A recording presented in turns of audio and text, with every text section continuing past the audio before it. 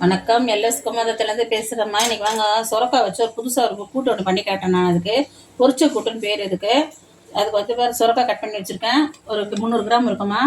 பருப்பு வந்து ஒரு 100 கிராம் பருப்பு, சிறு பருப்பு, ஒரு ஸ்பூன் கடலை பருப்பு போட்டு ஊற வச்சுருக்கேன். ஒரு 1/2 மணி நேரம் ஆயிடுச்சு ஊற வைக்கிறதுக்கு. ஊற வச்சுருக்கேன். அதுக்கு உப்பு, தேங்காய், பூண்டு, காஞ்சி மிளகாய், வெங்காயம், ஒரு சின்ன வெங்காயம், ஒரு சின்ன தக்காளி, பச்சை மிளகாய் ஒரு 3 கட் பண்ணி வச்சுருக்கேன், கருவேப்பிலை, கொத்தமல்லி, அந்த சுரக்காய் தோலை வந்து துவையில் அரைக்க போகிறேன். அதுக்கு நான் கட் பண்ணி வச்சுருக்கேம்மா. நான் செய்யறத மிளகாத்தூள் நான் செய்யறதை காட்டுறேன் பாருங்க. தண்ணி இதில் வந்து ஒரு சொம்பு தண்ணி வைக்கிறேன். உங்களுக்கு பருப்பு தேவையான தண்ணி வச்சுக்கோங்க, ரொம்ப தண்ணி வைக்காதீங்க. ஏன்னா சுரக்காய் வந்து தண்ணி விடும் கூட்டு, அதனால் வந்து கொஞ்சமாக தண்ணி வச்சுக்கிறேன் நான். கொதிச்சோன்னா நம்ம ஊற வச்ச பருப்பை நம்ம கழுவி வச்சுருக்கேன். ஊற வச்சதை போடுவோம். தண்ணி கொஞ்சம் கொதிக்குதுமா. அந்த பருப்பை இதில் போட்டு எங்களுக்கு குக்கரில் போடுறது இருந்தம்மா, பருப்பு ஊற வச்சதுனால ஒரு விசில் வச்சிங்கன்னா போதும், இல்லைன்னா குழஞ்சிரும். நான் பாத்திரத்தில் தான் வேக வைக்கிறேன். நீங்கள் வந்து குக்கரில் போட்டிருந்தா ஒரே விசில். மஞ்சப்பொடி போட்டிருக்கேன். வெங்காயம், பச்சை மிளகாய் மட்டும் இப்போ போட்டுடலாமா, தக்காளி அப்புறம் போடலாம். பொங்கும் கொஞ்சம் கொதிச்சோன்னா மூடலாம். ஒரு கொதி வரட்டும், அதுக்கப்புறம் மூடலாம். ஃபுல்லாக மூடிட்டுனா பொங்கி வெளியில் வந்துடும். கொஞ்சம் கொதிக்கிட்டோம், இறக்கிட்டோம். இந்த பாருமா, இதை கொஞ்சம் திறந்த மாதிரி மூடலாம். கொஞ்சம் வேகட்டும், பருப்பு வேகட்டும். வந்து 3/4 வேக்காடு வெந்தோன்னதுமா காய் போடணும். வேகட்டும், நான் காட்டுறேன். இந்த பாருமா, பருப்பு பாருங்கள் 3/4 வேக்காடு வெந்துடுச்சு. ஃபுல்லாக வெந்தோன்னா போட்டிங்கன்னா குழஞ்சிரும். 3/4 வேக்காடு வந்துடுச்சு. இதை பாருங்கள், வந்துங்களா? 3/4 வேக்காடு வந்துருக்கு. மலர்ந்துருச்சு பருப்பு. இப்போ நான் சுரக்காய் போடுறேன்.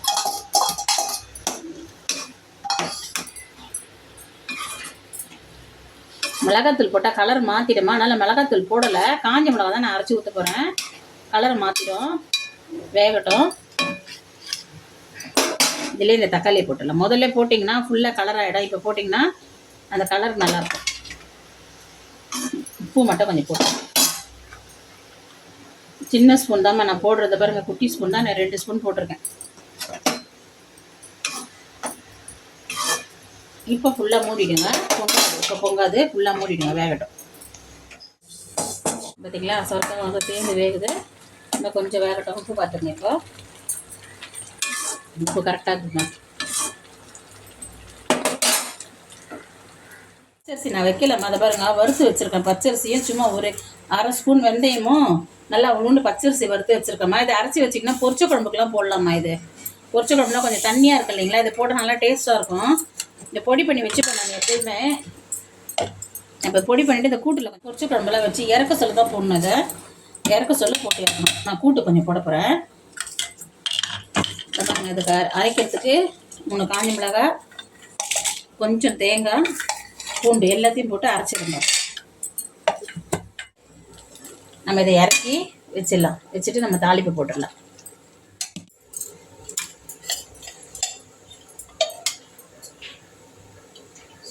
இந்த பாருங்க, அதை தாளிக்கிற அளவுக்கு நான் கொஞ்சம் எண்ணெய் ஊற்றிருக்கேன்.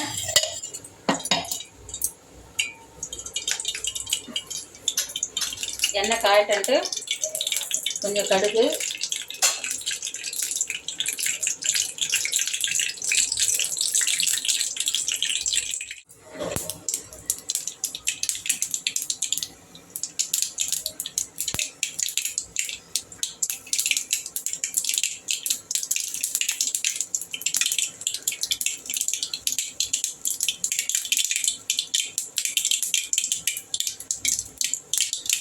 உளுத்து போடுறேன்.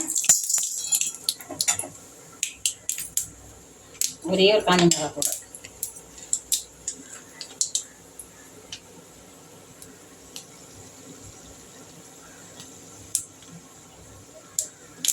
கருவேப்பிலை போட்டுட்டு இதை தண்ணி ஊற்றாம அரைச்சி வச்சுருக்கேன். நான் குறக்குறந்து அரைக்கணும், ரொம்ப நைஸாக அரைச்சிடாதீங்க. இதிலே போட்டுடலாம். இதிலே போட்டுட்டு அந்த பச்சை வாசனை போகிற அளவுக்கு கொஞ்சம் வதக்கிக்கலாமா. அது எண்ணெயில் வதக்கிட்டு போடலாம்.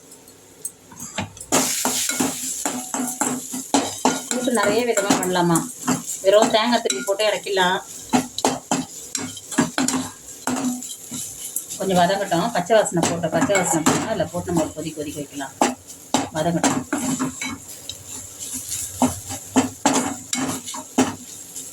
சிம்மில் வச்சு வதக்குங்கம்மா.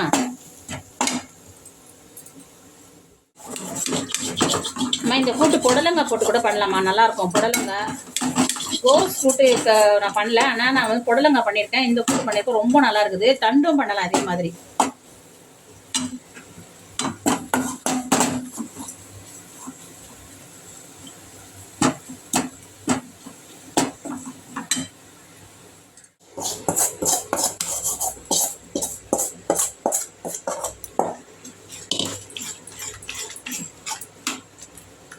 ரொம்ப கெட்டியாக இருந்துச்சுன்னா வேணால் நீங்கள் கொஞ்சம் தண்ணி வேணால் ஊற்றிக்கணும்.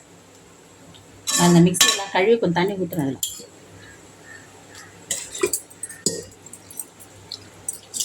இது சாதத்துக்கு, சப்பாத்திக்கு, இட்லி, தோசை எல்லாத்துக்குமே செட் ஆகும். அந்த கூட்டு கொஞ்சம் காரமாகவும் இருக்கும். நம்ம சுரக்காய் கூட்டு வந்து கொஞ்சம் சல்லுன்றதுனால பசங்க சாப்பிடாதுங்க. இது நல்லா கொஞ்சம் காரமாகவும் இருக்கும், டேஸ்ட்டும் நல்லாயிருக்கும். இப்போ வறுத்துங்க.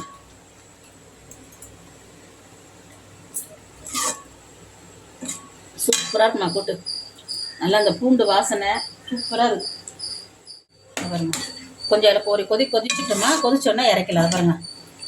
சூப்பராக இருக்கும். சாதத்தில் போட்டு சுட சாதத்தில் போட்டு ஒரு அப்பளம் தொட்டு சாப்பிட்டிங்கன்னா அவ்வளோ அருமையாக இருக்கும். அப்போ அப்பளம் பொரிச்சிடலாம். இது இறக்க சொல்ல போடலாம். இப்போ வேண்டாம், ஒரு கொதிச்சுட்டு இறக்க சொல்ல. நல்லா கொதிச்சிடுச்சு பாருங்க. அந்த பாருமா நல்லா ரெடி ஆயிடுச்சு. போட்டு இறக்கிடலாம். இந்த பாருங்க, இந்த பொடி வந்து இதை பாருங்க, 1 ஸ்பூன், ரொம்ப போட்டுறாதீங்க, 1 ஸ்பூன். டேஸ்ட் நல்லாயிருக்கும். நல்லா கூட்டை கொஞ்சம் திக்கி கொடுக்கும் உங்களுக்கு, டேஸ்ட் நல்லாயிருக்கும். அதே பொரிச்ச குழம்பு பொடிமா இதை அரைச்சி வச்சுக்கிட்டிங்கன்னா எந்த பொரிச்ச குழம்பு வச்சாலும் இறக்க சொல்ல தான் போடணும். முதலே போட்டுடாதீங்க, இறக்க சொல்ல தான் போடணும். இருக்கிற கொத்தமல்லி மேலே தூவி இறக்கிடலாம். கூட்டு ரெடி ஆயிடுச்சு.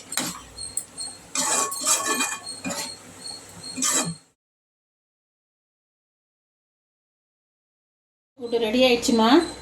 பாருங்க, செம்ம டேஸ்ட்டாக இருக்கும். செஞ்சு சாப்பிட்டு பார்த்துட்டு எப்படி இருக்குதுன்றதை கமெண்ட்டில் சொல்லுங்கள். லைக் பண்ணுங்கள், ஷேர் பண்ணுங்கள். எல்எஸ் கோமாதா சேனலுக்கு சப்ஸ்கிரைப் பண்ணுங்கள். நன்றி, வணக்கம்.